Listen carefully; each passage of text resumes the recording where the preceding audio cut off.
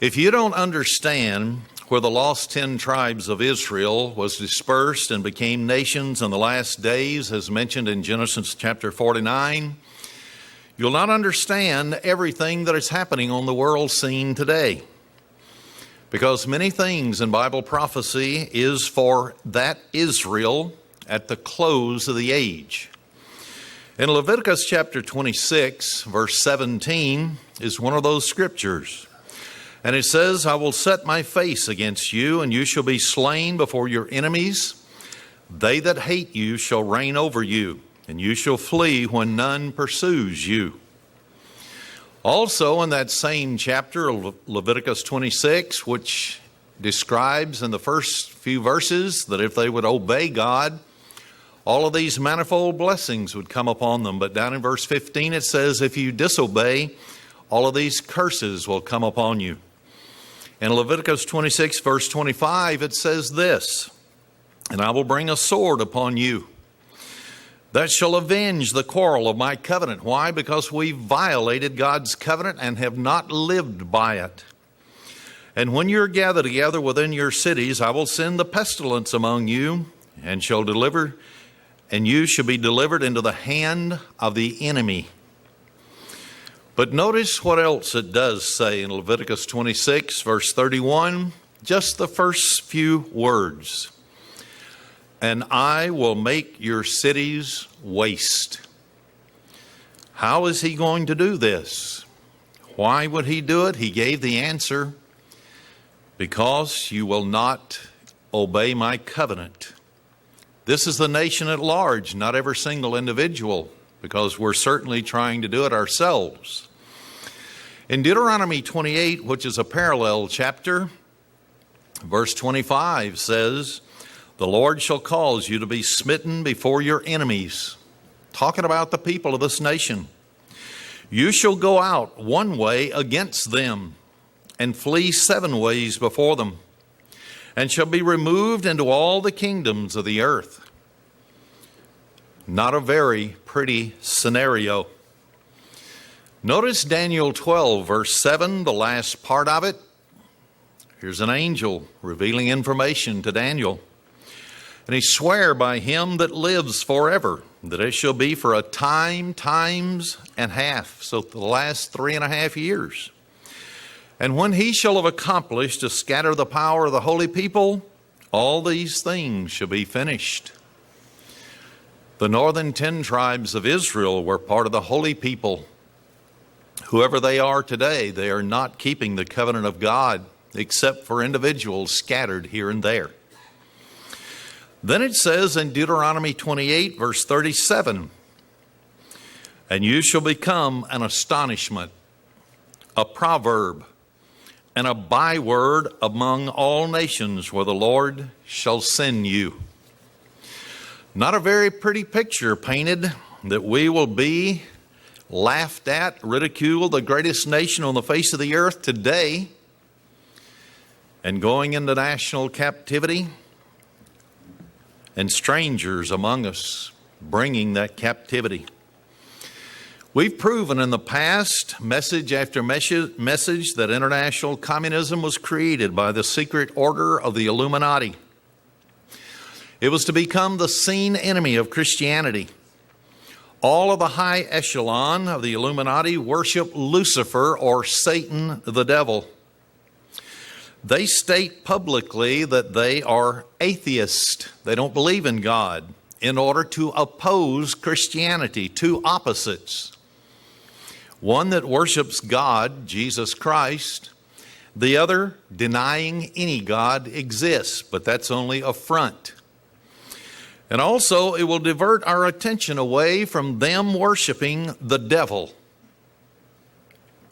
As late as 1996 and 2003 AD, Communist China has threatened to rain down nuclear bombs on Los Angeles, California. We know they are the enemy of freedom and are seeking the new world of socialism, communism, known as the New World Order. But Americans are being brainwashed concerning another enemy. That enemy has done something that international communism never did. They have struck on American soil on 3 separate occasions. The World Trade Center in 1993, the Murrah Federal Building in Oklahoma City, 1995, and the World Trade Center finished it off September 11th, 2001. Is the United States really in a war on terrorism? Or the fact is that Wahhabism, the most radical sect of Islam, has been the official religion of the Arabian Peninsula since 1932, the very year that the Saud family established its dynasty in Saudi Arabia. Within Saudi Arabia, adultery, blasphemy against Allah, the name or word Allah, which is their God, and when you go back and find that originally they worshiped 650 different gods, and Muhammad is the one that brought it down to one. Then witchcraft remain crimes punishable by death. Women also must wear long black gowns, it has a technical name, and are prohibited from driving a car and appearing in public uncovered. They must have something over their face. Crucifixions represents an acceptable form of punishment, and also beheading. That's very interesting as to what the Bible has to say about beheading. The situation in Saudi Arabia, where virtually every person that is a non-Muslim is in servitude, exists to this very day. The Taliban had the same form of government in Afghanistan. Yet were it not at war with Saudi Arabia, the United States is not engaged in war against anyone but Al-Qaeda. Al-Qaeda is just one Muslim terrorist group among hundreds of others that exist throughout the world. The declaration of jihad against, that's holy war, against Jews and against Christians on February 28, 1998 was formally signed by Osama bin Laden and over 100 other terrorist groups in every nation on earth. The United States is at war with all of these organizations, which constitutes the World Islamic Front. Al-Qaeda represents only one of those fronts, and if you were to cut it and sever its head off, there would be another front rising up. The United States of America is not at war with militant Islam, but United States troops have not yet been deployed to Russia to suppress Chechenian rebellion that has been taking place there or in the Balkans to stop the slaughter of Christians by ethnic Albanians who are Islamics. Why hasn't the United States government named the real enemy? Just come right out and name them. It's not just Al-Qaeda, but the entire World Islamic Front. Oh, this can be proved very easily. This is a very formidable army in which the United States is opposed. It's millions upon millions of individuals. It's the 5th largest religion in the world. It has established sleeper cells and houses of worship called mosques in every single nation and metropolitan area in those nations where they have gone. Their objective is to take the world for Allah, a one world religion. Anybody that does not convert must die. That's written right in their holy book called the Quran. All of these Islamic fronts have amassed nuclear weapons. It remains their intent to use them to kill millions of Americans, because Americans in war in Iraq and other places in the Middle East have killed thousands upon thousands of Muslims. This is an enemy that the richest nation on the face of the earth and the most powerful that has ever been in human history has not been able to suppress. It has not been able to defeat its army, no matter where they are in the world. Islam has an army of millions, and they forced Russia out of Afghanistan. They were a contributing factor because of Chechnya rebellion and the rebellion of other Islamic states within the Russian Empire. They were partly responsible for Russia's succumbing and defeat. They also defeated the United States forces in Somalia, in Lebanon. The enemy is Islam, but America is too embarrassed and afraid to say the word. The enemy is Islam and what they teach. The enemy is not some fringe group within this religion. This religion constitutes 1/5 of the population of the world. What do you do when you have 20% of 100 or 1 billion people plus, about 1.5 billion people that are Islams, and about 20% are radicals?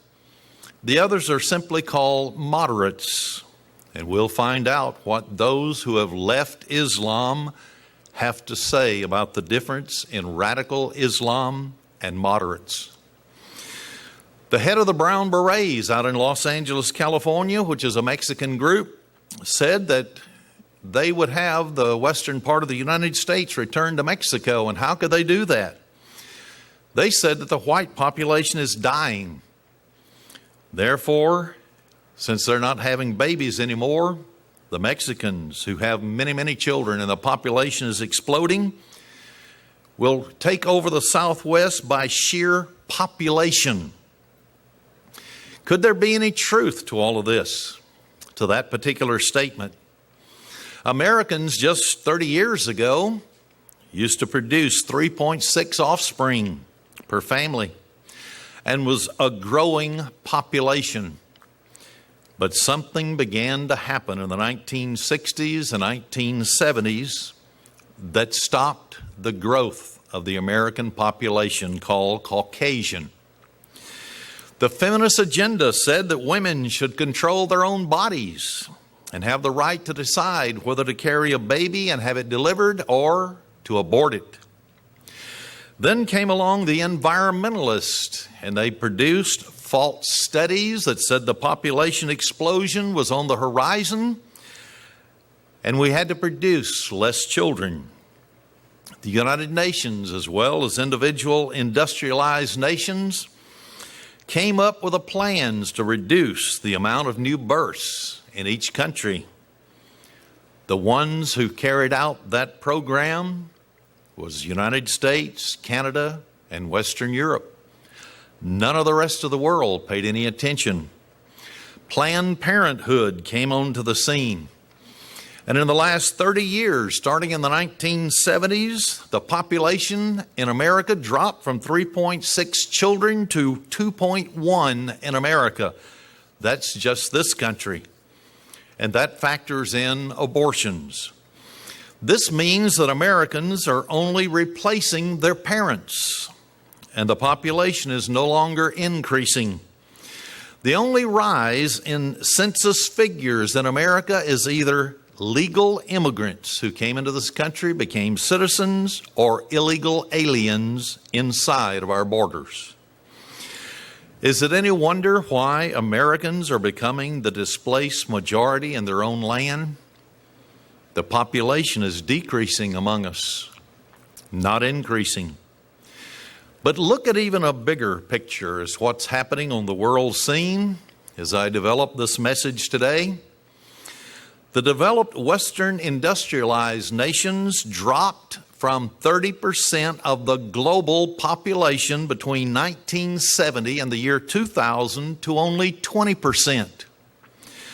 Meanwhile, the Muslim world has increased from about 15% to 20%. So there's where the population explosion is taking place. Everywhere else, the civilizations are dying out. So I want to recap now what I just stated. In 1970, the developed nations had twice as much population in the world as the Muslims did. But today, instead of being 30% to the Muslims 15%, by the year 2000, they were even 20% each. The industrialized nations bought into this big lie of overpopulation. Why is the Muslim menace today overtaking Western nations? To be exact, every nation, and 95% of all skirmishes anywhere in the world, you find a Muslim name attached to it. Greece has a fertility rate of just below 1.3 births per couple. Italy, 1.2 births per couple. Spain is the lowest with 1.1 births per couple. Japan is down to 1.32 births per couple. Russia is down to 1.14 births per couple. These countries are not even replacing themselves. That's why the shrinkage of the population is taking place in Europe. And who is filling the vacuum? Muslims. They're coming from the Middle East and settling all over Europe, even in London, England. Most European countries and Canada has a birth rate of 1.48 per couple. Even Australia, New Zealand are just about the same as that of Italy, Greece, and Spain. Very low birth rate, not even replacing the current population or the parents. The United States still has the highest percentage of births among the Western industrialized nations at 2.1%. The world is changing. But how is it changing, and what effect will it have, and does it conform to Bible prophecy? Wherever Muslims relocate, they bring with them their religion. They don't assimilate into the society in which they're now living.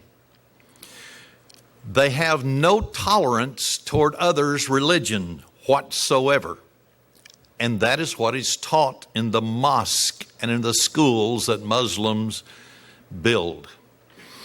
They settle in and build their mosques. When the population of Muslims increases, as it did in the Sudan, so does the friction between religions. In the Sudan, it was Christianity versus Muslims. They got the upper hand. So the Darfur region, millions were killed. Mass graves of hundreds of thousands of individuals in each one. In Palestine, it became the Muslim versus the Jews. And that's what we see mostly on the news. In the Kashmir, it became Muslim versus Hindus. In northern Africa, it became the Muslims versus Christians. And at one time, they have what is called a fez. And people have wondered why a fez is worn by the Shriners, and why the Shriners in America, who build the hospitals for children, good deed. But why do they wear a red fez? Why is it that you take the initiation in Arabic? Because during the Middle Ages, there were wars between Christians and the Muslims would behead individuals and take their fez and rub it in the Christians' blood, and it became red. So the tradition was handed down that it became a red fez, representing the blood of Christians. In Thailand, it became Muslims versus Buddhists. It's become Muslims versus Russians in the Caucasus Mountains. Muslims and backpacking tourists in Bali. Wherever they go, they run into problems. And then there was the Muslims versus cartoonists. Remember the Danish cartoon that gave so much trouble and the Arabs fought against it? In America, It was the Muslims versus the Murrah Federal Building in Oklahoma City. 70 witnesses, eyewitnesses, the morning the Murrah Building went down, were refused to be able to testify.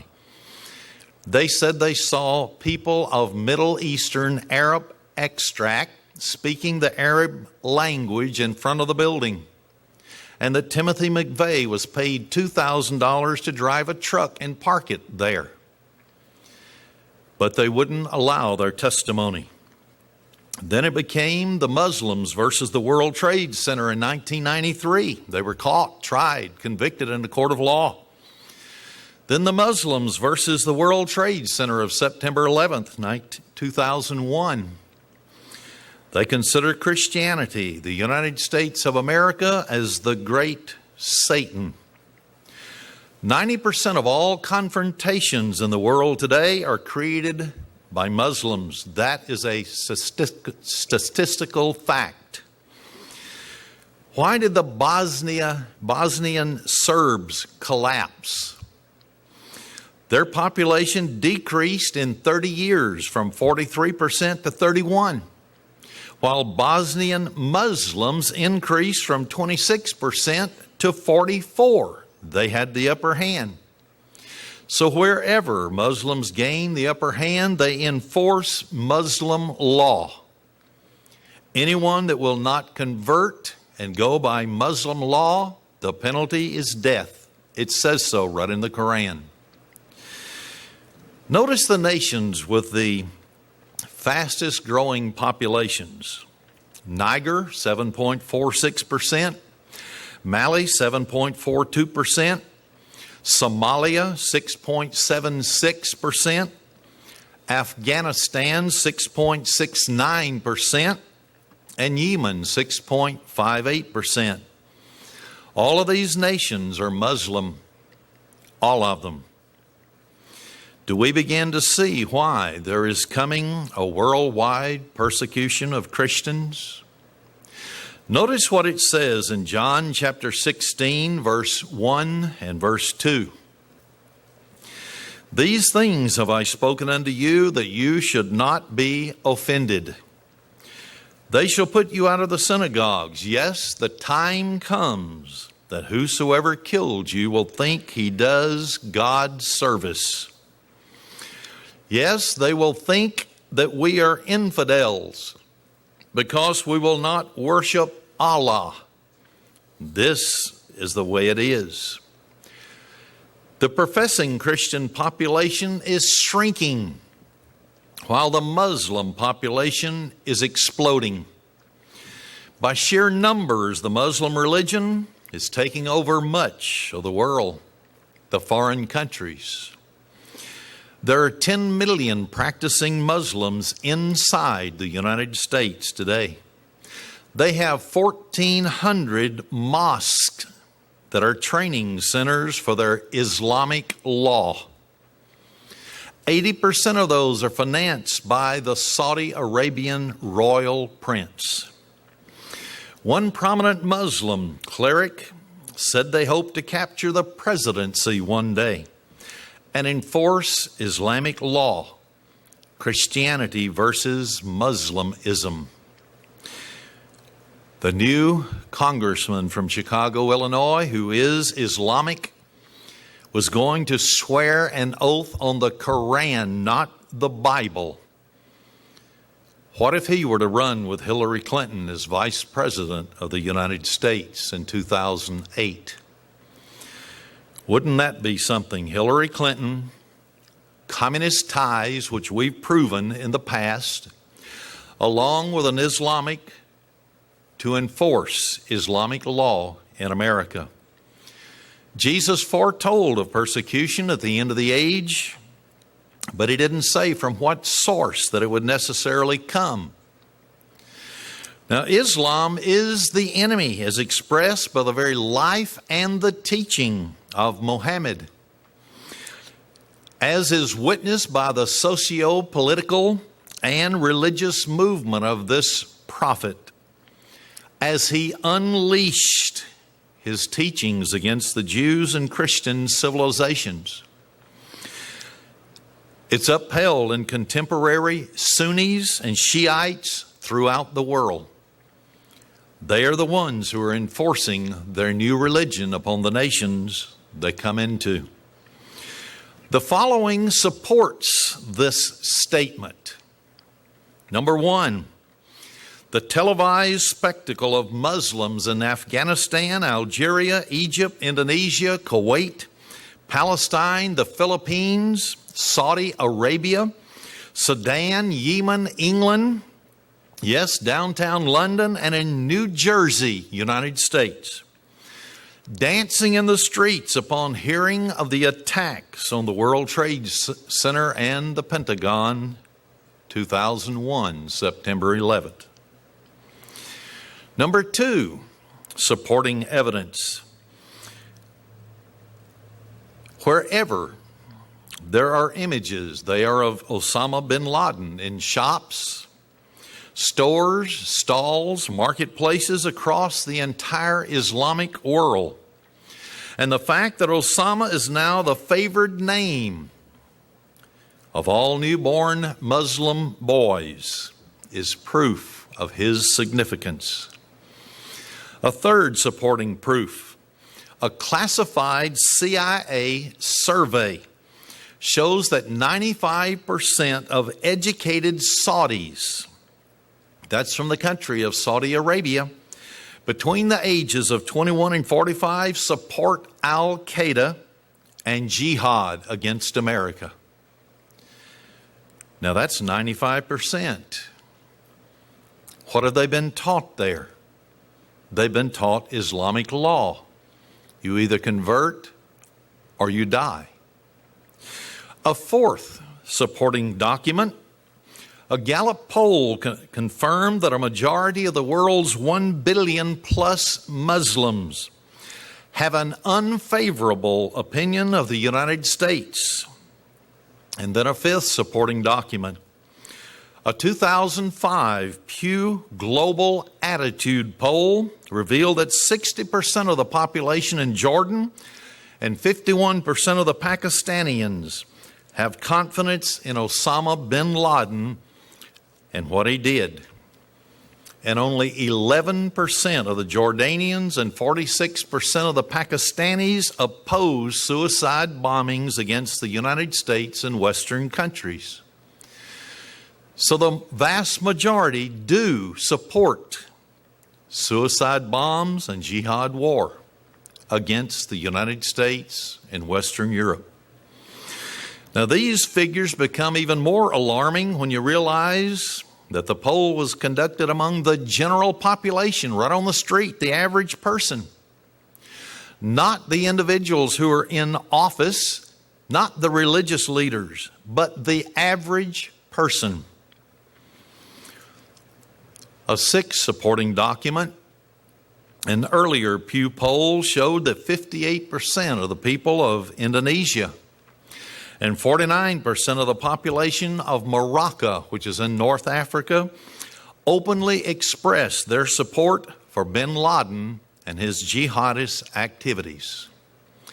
They declared jihad in 1998.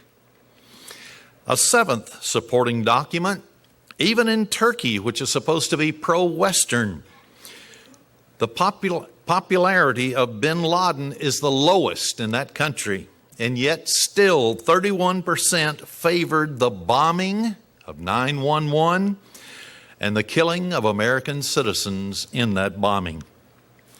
An eighth supporting document, anti-Western statements from prominent imams, these are the religious leaders, and Muslim religious leaders in such pro-Western countries as Albania, Egypt, Pakistan, and Saudi Arabia. They all state that they were for the bombings against America. And the ninth and final supporting document for today is that anti-Western statements by those scholars who are alive today in all four schools of Islamic thought have stated publicly for the public record that they are for jihad against America, to wipe out the great Satan.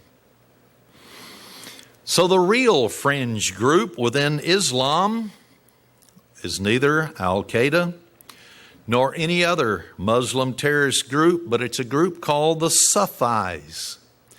These are individuals who live a quiet life of meditation. They believe in love. They do not believe in forcing their religion upon anyone else. So the sweeping statement that our enemy is mainstream Islam requires some type of qualification to go along with it. Because no one on the face of the earth should be hated by anyone else. God is love and we have to love. He said even love your enemies. Do good to those that mistreat you. So to be sure, many Muslims in America are good, law-abiding citizens entitled to life, liberty, and the pursuit of happiness like anyone else. But this awareness should not blind us to the realization that other Muslims in our midst, including students, teachers in colleges, government employees, merchants or business owners, doctors, lawyers, military officers, yes, in our own military, media executives, and even within the FBI, CIA, and the Justice Department officials are intent upon our destruction. We should realize that there are 1,400 mosques in the United States. More than 80% of them have been established by the Wahhabist of Saudi Arabia and remain under the control of the Islamic Society of North America, an organization that is funded by the Saudis as a tool to spread the teaching of Wahhabism wherever they go. And so it is being taught in the United States of America.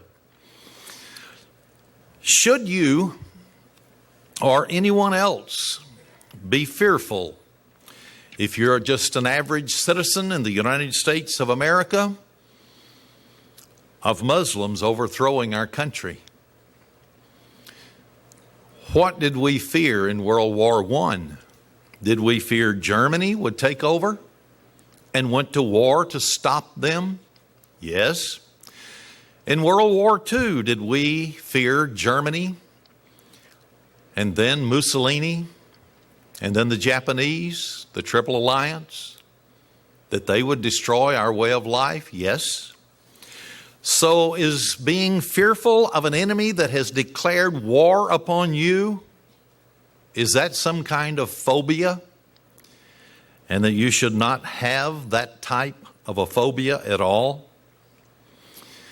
No, not at all. Language molds thoughts. Words put into people's minds determines what they think.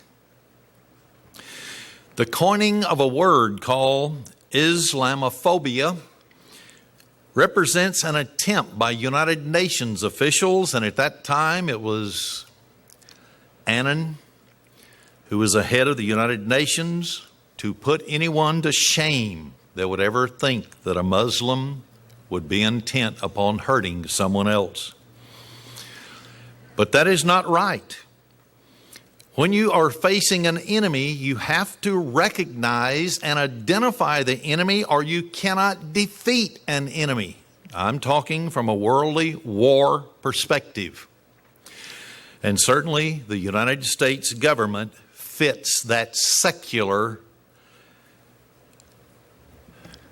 meaning, and they have no fear of God in their eyes. So should we think that we cannot, as a nation, defend ourselves? When you read all through the Old Testament of the Bible, you will find that Israel never went out and attacked another nation. But if the other nation planned on attacking them, they had a right to fight back in self-defense. So self-defense is what is going on in the world today with the United States. Should we intellectually take a position that the Muslims want to kill us and destroy our nation and enforce Islamic law and deny Jesus Christ, therefore fear them in a right way of fear, not in terror, but to realize what is happening? Every conflict within today's world, from Chechnya to Somalia, from Indonesia to Iraq, from Afghanistan all the way to Argentina, from the Balkans to the Philippines, involves some manifestation of Islam. Every one of them, no exception. Moreover, Muslim radicals have attacked United States forces and innocent civilians in different places, such as Kenya, Lebanon, New York City, Washington, D.C., Tanzania, and also in Yemen. Islamic history, when you look at it and go back, which I have done and spent a great deal of time proving all things, as our motto is, from the birth of the prophet Muhammad, and they claim him to be a prophet, to the rise of Al-Qaeda and the Muslim terrorist organizations around the world, it has been a history of unredeemed violence and suppression wherever they go. The majority of Muslims throughout the world are not moderate in their views. A man by the name of Robert Spence wrote, I quote, "Whether a moderate Muslim majority exists depends on how you define moderate Muslim. It is the one who never engages in terrorist acts. Is that the moderate? That would mean or make moderates as an overwhelming majority of Muslims worldwide if they never took part in jihad. Or is a moderate one who sincerely approves of those terrorist acts? Disapproves, I'm sorry. So is a moderate one that disapproves? That would even reduce the numbers drastically. Or is a moderate Muslim one who actively speaks out and works against jihadists? That would lower the number yet again. Or finally, is a moderate Muslim one who actively engages the jihadist in a theological battle? They debate with them to try to dissuade them from blowing people up. So who is a moderate? Because if that were the case, there would only be a small handful. But on the same subject, a Dr. Ali Sunnah provided a very enlightening testimony to the United States Senate Select Committee on Intelligence. He also went before the United States Permanent Select Committee on Intelligence. Here's what he said. Listen carefully. Quote, "What is the difference between a moderate Muslim and a terrorist Muslim? As a former Muslim myself, my long and careful analysis leads me to the conclusion that the only difference is the latter, that's the terrorist Muslims, wants to start the jihad against the infidels now. While the former, that's the moderate Muslims, thinks it is better to wait until the Muslims are stronger and then attack." End of quote. That testimony was given September 9th, 2001 and December of 2002. So the United States has not incited war against the people of Islam. The people of Islam have declared war on the United States. They did it openly in 1998 in a declaration against Jews and Christians, signed by hundreds of Islamic terrorist organizations in every nation on the face of the earth. So there is a war, but our government has not defined who it is. The refusal of the Bush administration to identify the enemy represents a great error in solving the terrorist problem. This great error has resulted in the refusal of our law enforcement and government officials to engage in ethnic and religious profiling. Stopping someone only because of their national origin or because of their religion. The terrible current position of our government was brought to light by a CBS correspondent by the name of Steve Kroft. He had an interview with the United States Transportation Secretary Norman Mineta. That was on 60 Minutes for everybody in the nation to see. At the beginning of the interview, Mineta told Kroft that any consideration of race, religion, or nationality must be forbidden in airport security.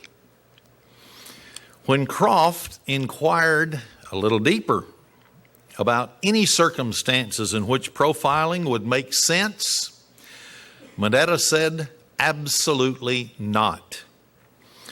When Kroft pushed and questioned even further, and he said if a young Muslim man in a turban should be treated just like a white woman in a cotton dress, Mineta said, absolutely.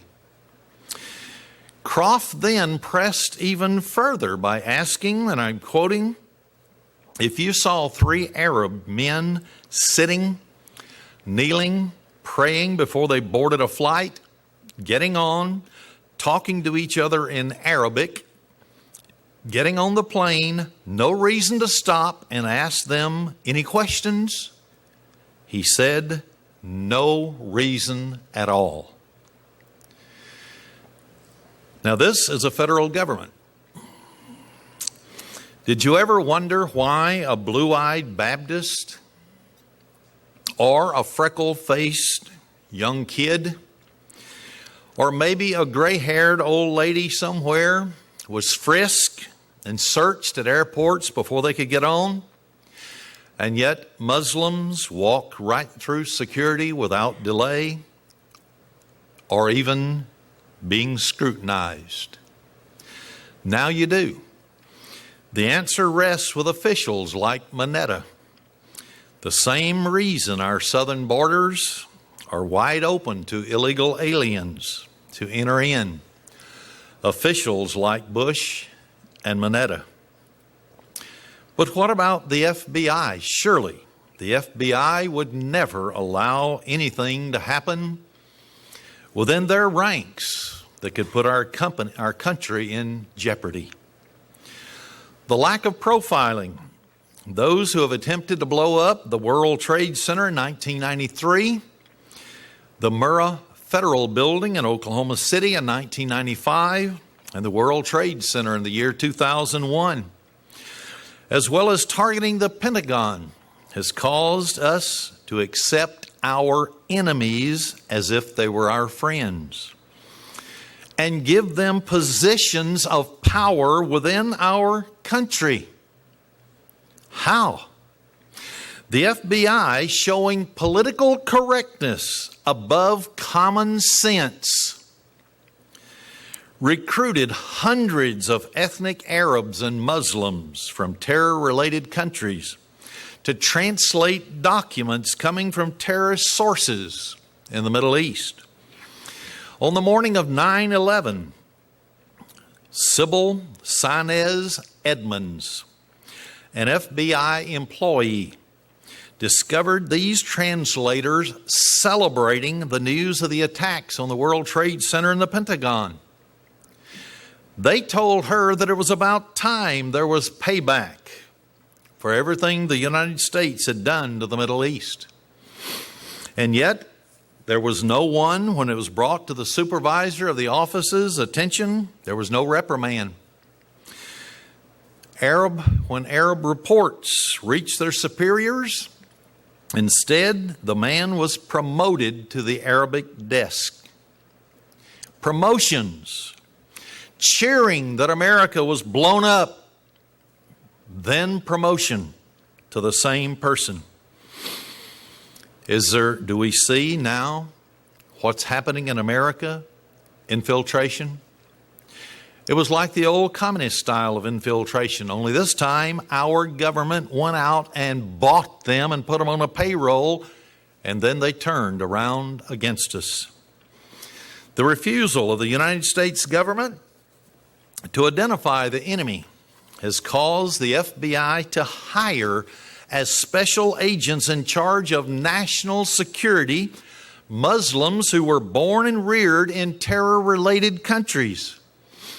One such man is Gamal Abdul Hafez. He was an Egyptian. He obtained United States citizenship in 1990. As a member of the FBI's International Terrorism Squad, Hafez was assigned to the case of Bait al-Mal, Inc. This is an Islamic bank in New Jersey. It had financial ties with Osama bin Laden and other terrorists around the world. In 1999, a BMI accountant informed the FBI that the bank's funds had been used to finance al-Qaeda bombings of the United States embassies in Kenya and in Tanzania. When Special Agent Hafez was asked by his superiors to meet with the president of that bank and to record the conversation, he expressed outrage and stated that Muslims do not record other Muslims.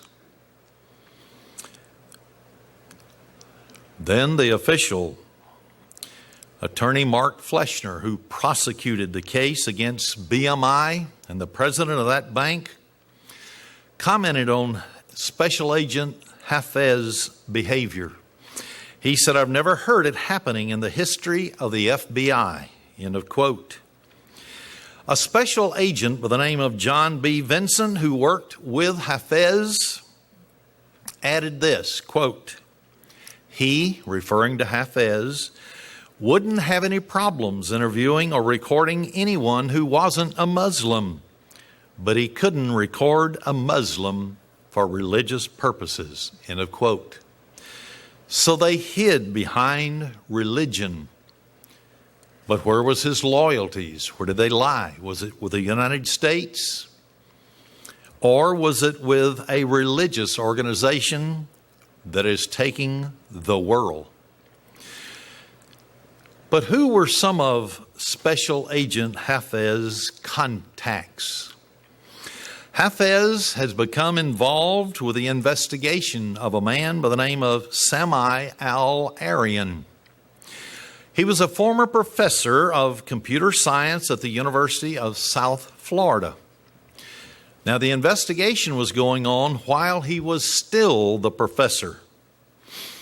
Al-Arian was the organizer of an American cell of the Palestinian Islamic Jihad and transferred vast sums of money to that terrorist group.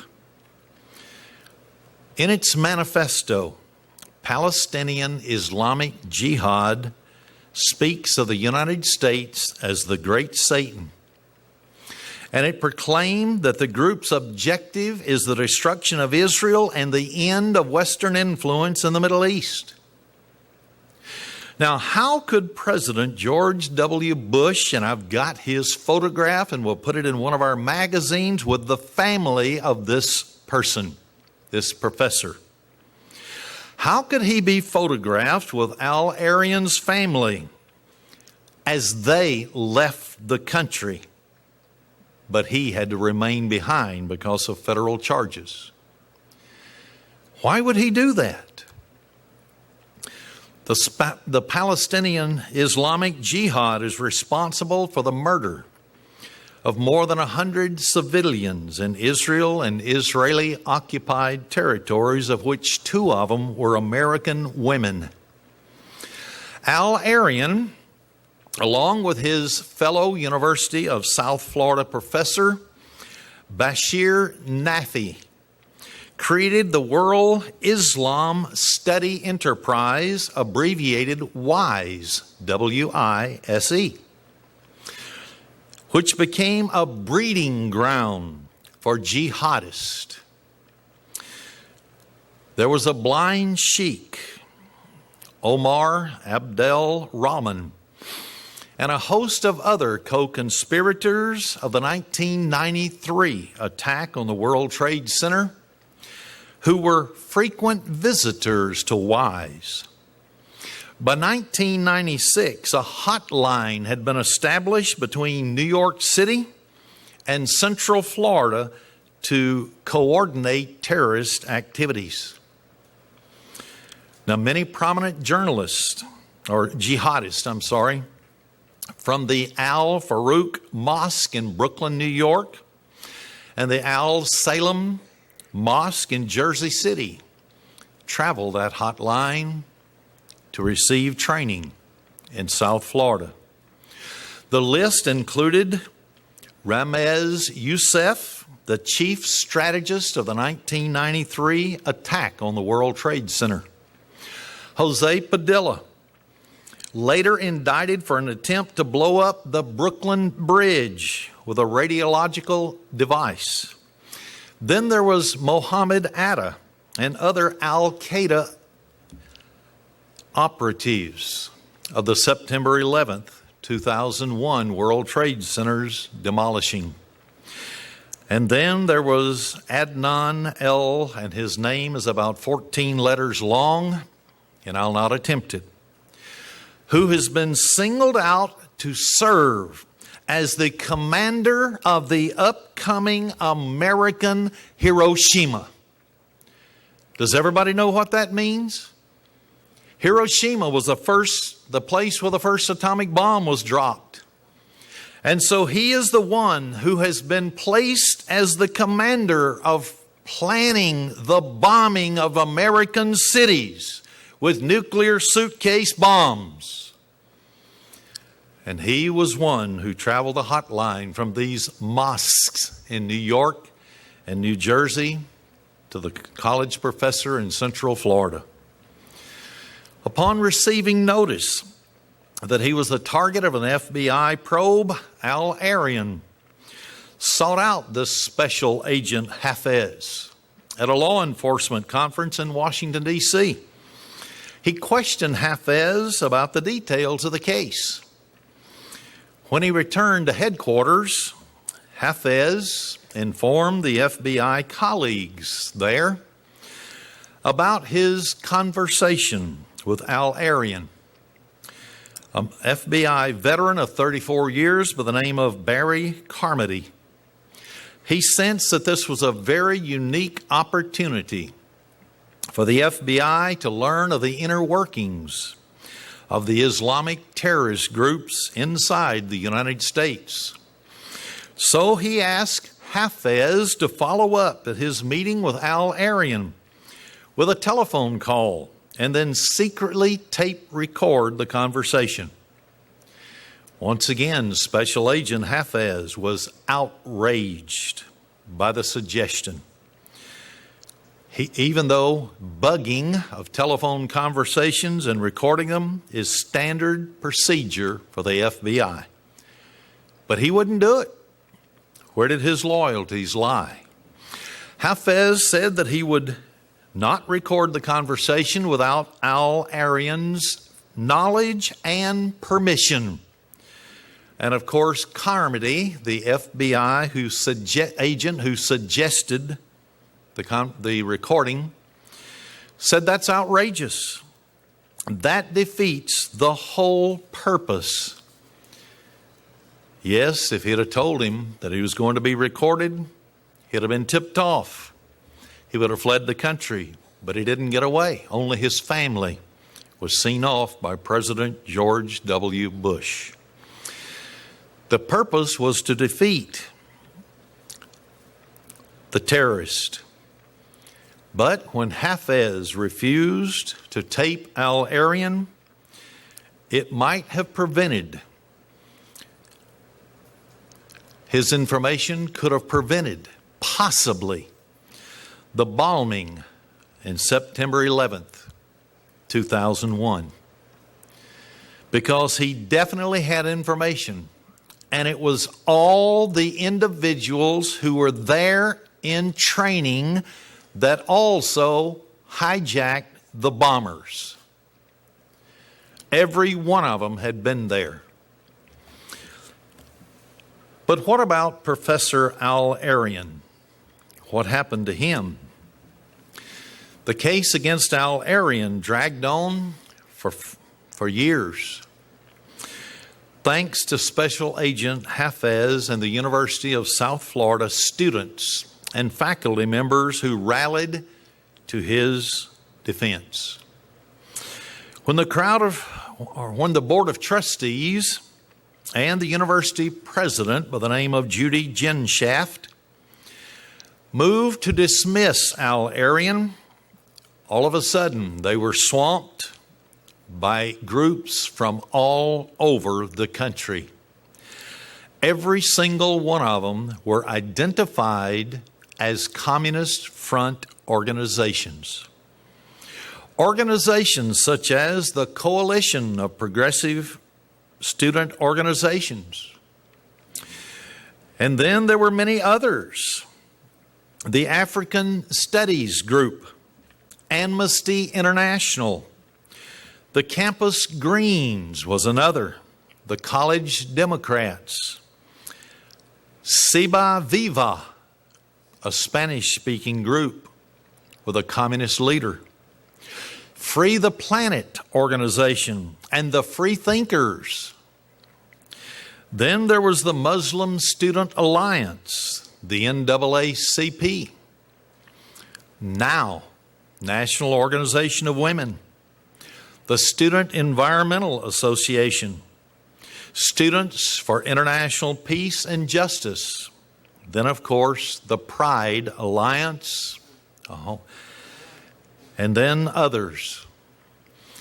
But you know, we're in America, and this Free Thinkers organization is a very interesting group, since no organization, not even the Free Thinkers, could think well enough to realize that Al-Arian's activities would bring about the destruction of America, and that those who wanted its freedom had the right to stand up and speak also.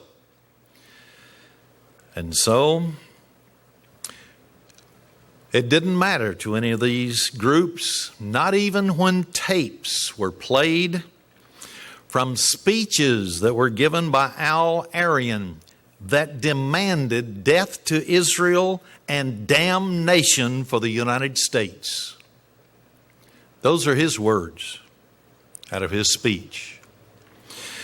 On February 20th, 2003, Al-Arian was finally indicted in a federal court on 50 counts of international terrorism, including money laundering, racketeering, perjury, obstruction of justice, and Travel Act violations. On December 14th, 2005, a Tampa, Florida jury acquitted Al-Arian on 8 accounts, making it very clear that raising money for terrorists and funding them does not mean that the man is a terrorist according to United States courts. So, with that in mind, I would like to read Isaiah 1, verse 6 and verse 7. From the sole of the foot even unto the head, there is no soundness in it. For a nation to be secure, it must at all costs be willing to prosecute those who are the terrorists or the enemies. Then verse 7 says, your country is desolate. This is what's going to happen because there is no soundness in those in Washington, D.C. Your cities are burned with fire. Your land strangers devour or destroy. They destroy it in your presence, and it is desolate as overthrown by strangers. And the word stranger, look it up, means foreigner. So here are people coming into this country, one of the tribes of the lost 10 tribes of Israel, seeking the death of the nation. And our courts, because there is no soundness in them, will not even prosecute them. But what about FBI agent Hafez? What happened to him? Al-Arian is in jail in Coleman Correctional Facility in Sumter County, Florida, for his part in the terrorism. But what happened to Special Agent Hafez, who refused to tape conversations with fellow Muslims that could have prevented the 9/11 terrorist attack? Was he drummed out of the FBI in disgrace? Was he charged with dereliction of duty? Was he placed on permanent suspension because of his involvement with the Islamic terrorists? Well, of course not. That wouldn't be our government. The FBI did not want to be classified as Islamic phobia. They didn't want to make people around the world think that we had a phobia about the Muslim religion. Therefore, Hafez was promoted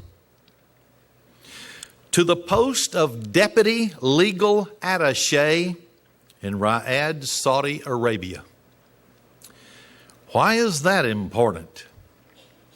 While serving at the FBI post in Riyadh, Saudi Arabia, Hafez managed to convert Wilford Radigan, the legal attaché, and his immediate supervisor to Islam. The two agents that were just converted took off to Mecca. Because you see, a pilgrimage is required to the holy city at least once in every believer's lifetime. So they left their post and they went to Mecca. They were now Muslims in positions to collect terrorist activity to give security to the United States.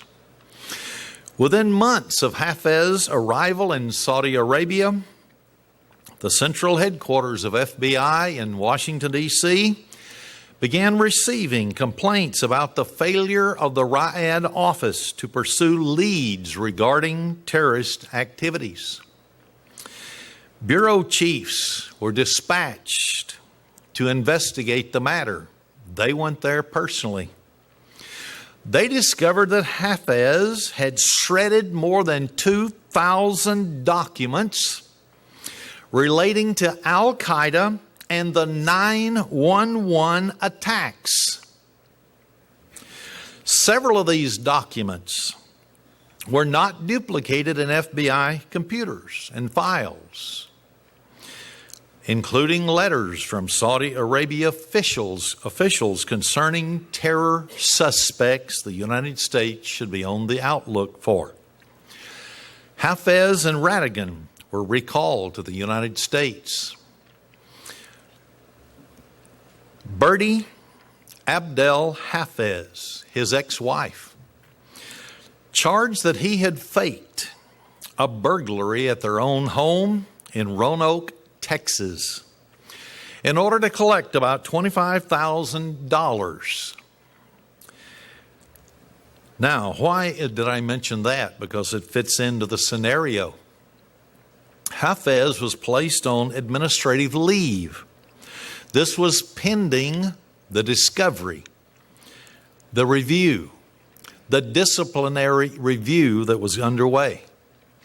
During a course of the review, Hafez failed a lie detector test by denying that he had filed a bogus claim for the $25,000. Despite this, the FBI, in an extraordinary move, reinstated Hafez to his former position. Hafez was thrilled that finally this injustice had been lifted from his record.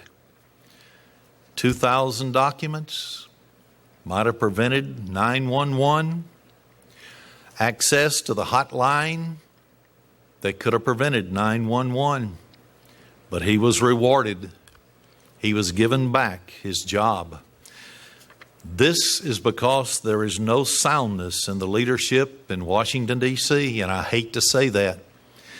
The United States of America is the greatest nation that has ever existed, and when it was under the Constitution of the United States, we had freedom of religion, and we were a righteous country. But since then, God is in the process of scattering the power of the holy people. Isn't it comforting, though, to know that agents like Hafez have been placed in positions to protect and defend the people of the United States from Islamic terrorists? We can go to bed every night being thankful for them. The American people have FBI Director Robert Mueller to thank for these circumstances. Why would I say that? I'm just showing once again how the soundness of the government of the United States does not exist. Mueller mandated that every FBI agent in the nation take sensitivity sessions so that they would not have any hard feelings toward Muslims. After 9/11, FBI Director Mueller said, quote, "The Bureau is against, has been and will be against any kind of profiling of Muslims," end of quote. Fortunately for the American people, J. Edgar Hoover didn't feel that way in the past.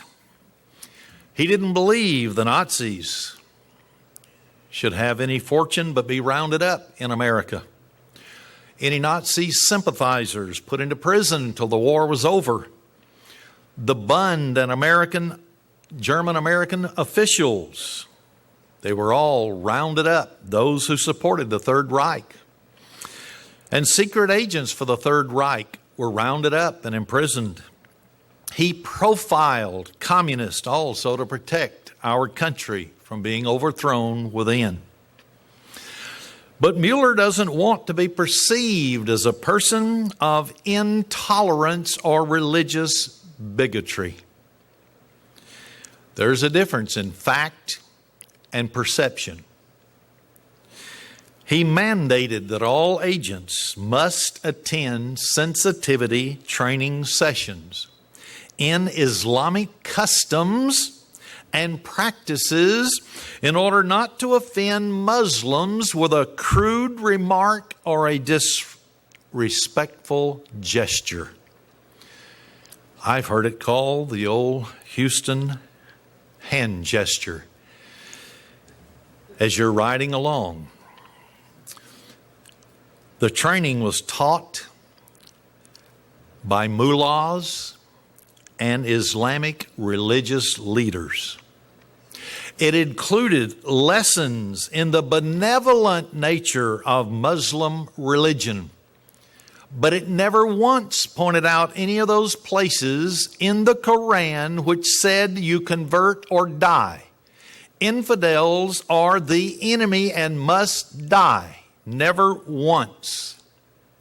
And it was shocking when some found out that Muslimism is not a benevolent religion.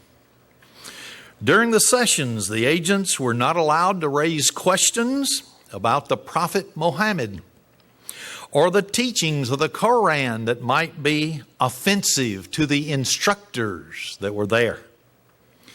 To be exact, I'll quote a special agent, John B. Vincent, The Muslim and Arab leaders brought in to train us about Islam weren't interested in helping us investigate terrorism.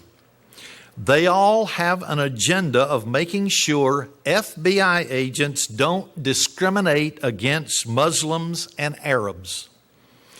They even came to Quantico to lecture new agents on how not to pick on them. End of quote. So Director Mueller, in order to purge himself of any impure thoughts about Islam, received regular instructions and sensitivity consultation with one of their top people in Washington, D.C., Islamics. The former deputy director of the American Muslim Council is who taught him. Now, at this man Sufferai's request, Mueller served as a keynote speaker at the annual American Muslim Council luncheon in Washington, D.C. Why would he be asked to do that? And what are the ramifications? Does it prove Isaiah 1, 6 and 7 true? There is no soundness, not even from the sole of the foot to the top of the head, in our government officials. And that's why the scattering of the holy people will come, because we have thrown the covenant of God to our back. By appearing at this luncheon, the FBI director remained completely unaware, as far as we could tell, that he stumbled into the enemy's camp. The American Muslim Council has voiced support for Hamas and Hezbollah, both terrorist organizations. These are Islamic terrorist groups that are responsible for the murders of hundreds of Israelis and Americans. And the number one thing they like to do is show on television how they behead people and then put it on the internet. FBI Director Mueller, as the leading counterterrorism official in the country, should have known that the organization was supporting and was suspect for supporting by the other speakers that had gathered to speak after him. Members from the Palestinian Liberation Organization were there. Then government officials from the country of Syria. Syria is on the United States terror sponsor nation list. Why would he stand in the same room with such a person? Did Mueller take notice of any of these things or any of these people? Did he even suspect that something might not be right at the American Muslim Council that day? Did he get up and head for the nearest exit? Well, of course not. In his address, Mueller instead praised the AMC as, quote, the most mainstream Muslim group in the United States, end of quote. Why would I even mention such a thing as that? I want to remind you of Isaiah 1, verse 6 and 7. From the sole of the foot even to the head, there is no soundness in it.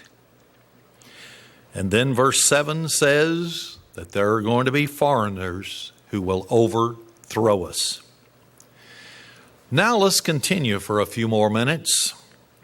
Several months later, after this luncheon, after Mueller's memorial appearance at the luncheon, the founder and director of the AMC, Alamoudi was his last name, was arrested for plotting terrorist acts with Libya and funding terrorist activities planned in the future to be against America.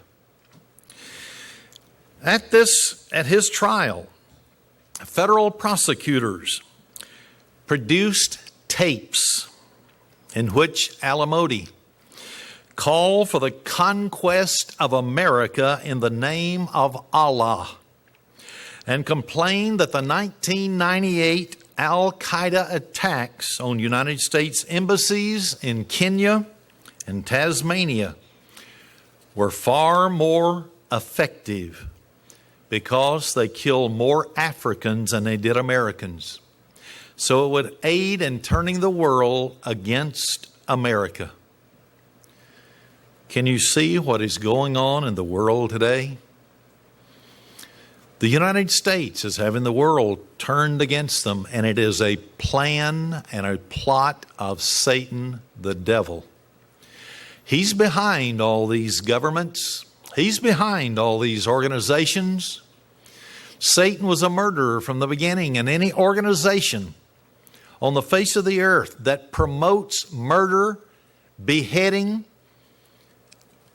and just like happened recently on CNN News, the very morning of this sermon, they finally revealed that 5 Americans, one had been killed because here there had been an inside person that got permission for vehicles painted just like American diplomatic vehicles. Went through 3 different checkpoints in Iraq. The gates swung open immediately. They went in and they started firing upon Americans, killed 1, captured 4 more, drove off, went through the same checkpoints, unstopped. And then they abandoned their vehicles after they shot the 4 men in the back of the head and killed them. All Americans. How did they get away with it? There were checkpoints to stop them. Do they really want to be liberated? Or does the Muslim world want to enforce their religion upon us?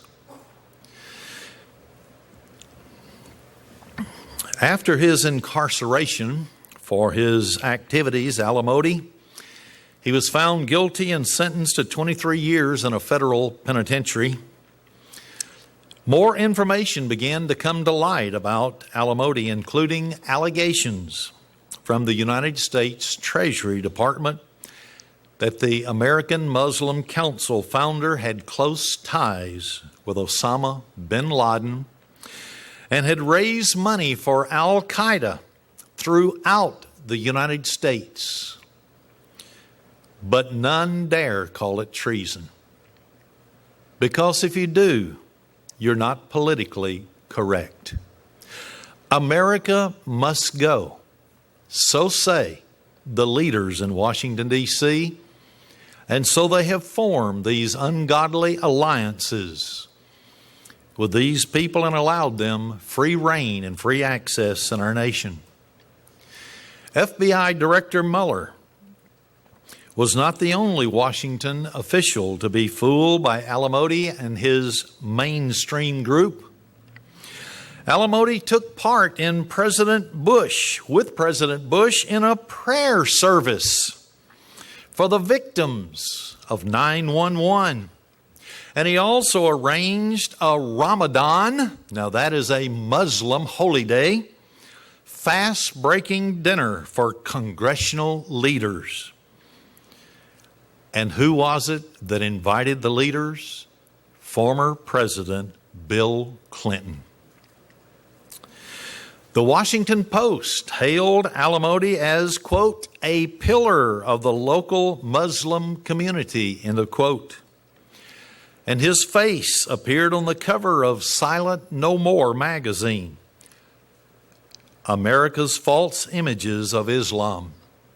This wasn't a magazine, it was a book that was telling how mainstream these Muslims were.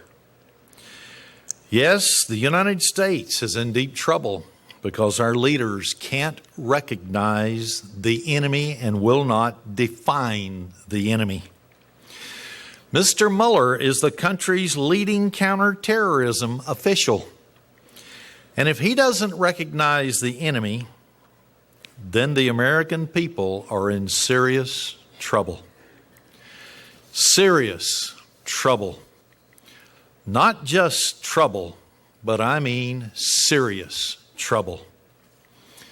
I want to make sure that each and every one of us understand a few things. I don't give Bible prophecy messages to scare the whiz out of anybody.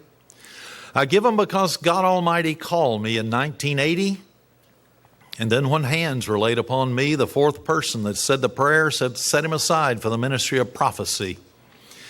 My job is to warn the church first of what is coming so that we can prepare our lives.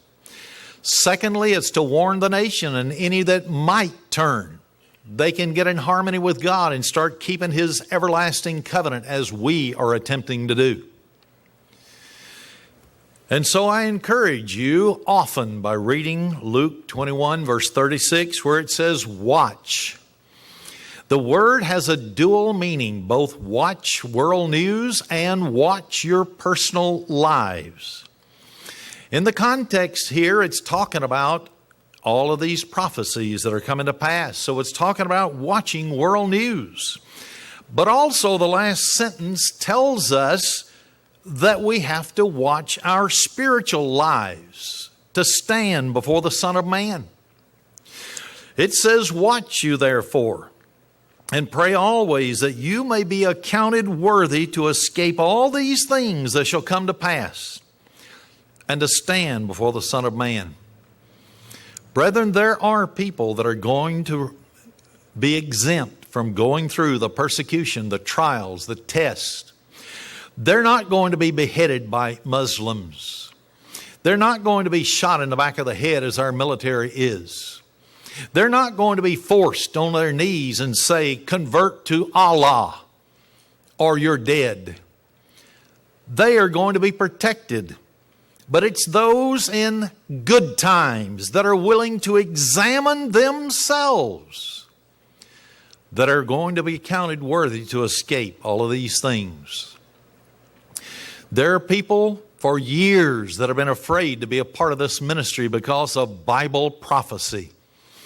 And as one man said to me one time, a very prominent minister, sitting across the table from each other, he said, we wouldn't touch what you're saying with a 10-foot pole.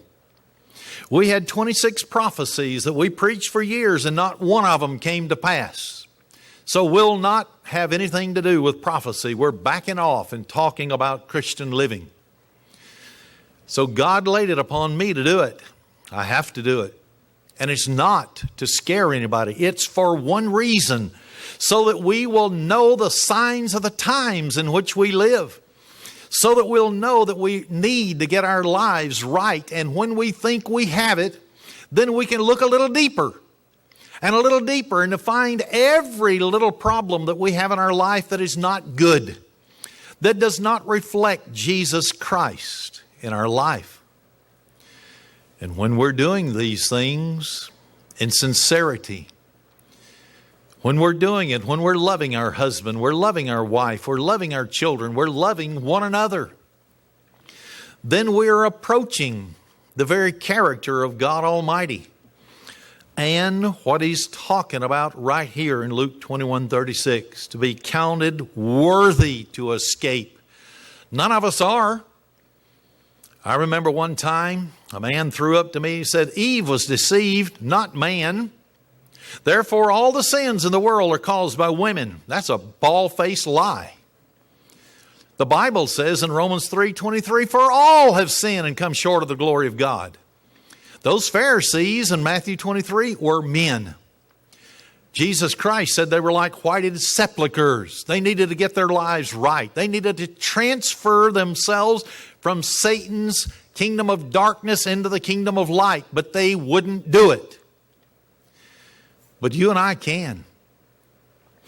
God does not make mistakes. I can see now in my mind's eye God the Father sitting on the throne in the heavens. And here's Jesus sitting right next to Him, His right-hand man. And here they are looking around the world and they said, I want to select Eric and Gloria. Bring a message across their path. I want to woo them draw them, and start training them for eternity. Then they looked back over there and they said, hey, there's an older man by the name of James up in Arkansas. He thought he was doing good all of his life. And all of a sudden, I'm going to open his eyes and he's going to see that he knew nothing. What about you and me? I was that way. I confess it. I was religious, but I was not keeping God's covenant, so I was spiritually blinded until God Almighty had mercy. Has He had mercy upon you? You wouldn't be here if He hadn't. So shouldn't we be making sure that we're accounting our lives to get in harmony with Him so that we can be accounted worthy to escape? Somebody has to be hidden away, as it were, from the rest of the world, so that when Jesus returns, He stops human annihilation. That means you. Oh, I can look around the room. I can call names. That means you, Larry. Yes, that means you. That means me. We have been called for a reason, a purpose. And our good friend Bob and Jean down in Florida, working down there right now, they have been called to be with us, to change their lives, to get in harmony with God. And anything that stands in the way of our being righteous, God's righteousness, has to go. It has to be eliminated. Jesus Christ is looking around even now. He never stops. He looks. There are going to be people that you and I don't even know exists because of His greatness, that He may have raised up in Argentina. He may have raised up somebody in another country. We don't even know they exist, and yet there they are. And Jesus is the head of the church. This is one part of the church. We have a mission. And apparently the rest of the church has forfeited, and so God called us to do it. And therefore we cannot be fearful, not fearful at all of what the future holds, because we're accounted worthy if we are living it today. Every one of us have come to the living Jesus Christ. He said, count the cost. We've done it. We counted the cost, whether we could survive in a world of terrorism, in a world that has world wars, revolutionary wars, in a world where pharmaceuticals are owned by the elite of the world and they're trying to make us sick so that they can control us. Yes, we're living in an evil world and Satan runs it. But you and I have to know our enemy. Islam, yes, is an enemy of Christianity. It is. It's an enemy of America. But we've got to know the big enemy that's over all lesser enemies. And He's the one that we need to make sure that we understand that He, behind the scenes, is manipulating.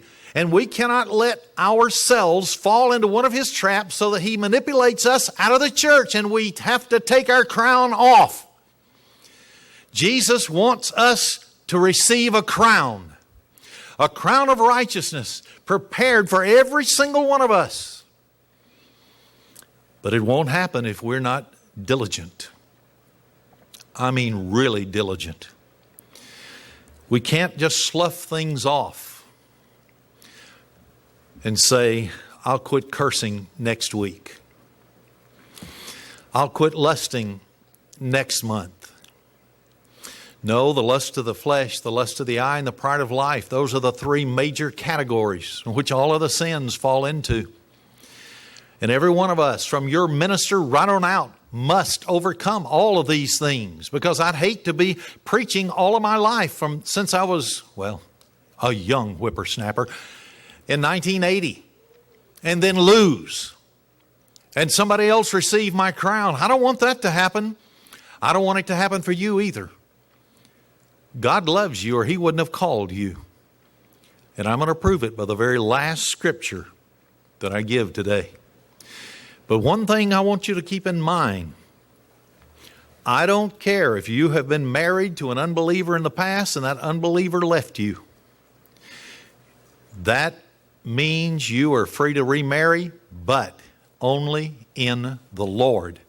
If not, you're going to end up in trouble again. There's a man sitting in this room right now that knows that as a fact. It happened to him a long time ago.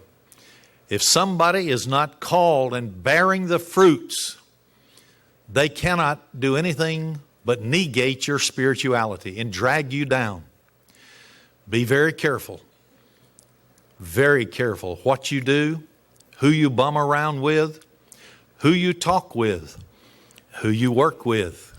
If you can, make sure it's with people who at least feel that they are godly in some way. Brethren, I want to turn to the very last scripture today to let you know why Jesus told us to always watch so that we could stand before the Son of Man. It's Luke 12, verse 32.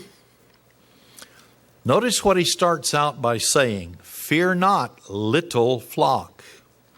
God's church never has been a huge organization with thousands and millions of members. It's always smaller because people won't count the cost. And so they fall away. For it is your Father's good pleasure to give you the kingdom. Isn't that a wonderful thing to think upon? That Jesus Christ has told us in no uncertain terms that the Father, it is going to be a pleasure, a joy.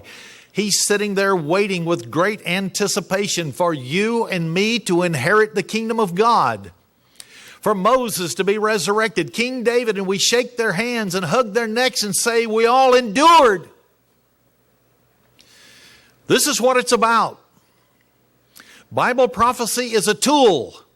It's a tool to let us see what is happening in the world today and how close it is to the return of Jesus Christ. That's all. Then when we know that that tool is being used, and we have measured Bible prophecy and seen that we're coming to the very close of the age, right at the end, then we can begin to look up because our salvation is drawing very, very nigh. Jesus loves you. Otherwise, he wouldn't have said that it is my Father's good pleasure to give unto you the kingdom. God bless you for staying faithful. If you will pray for me, I will pray for you.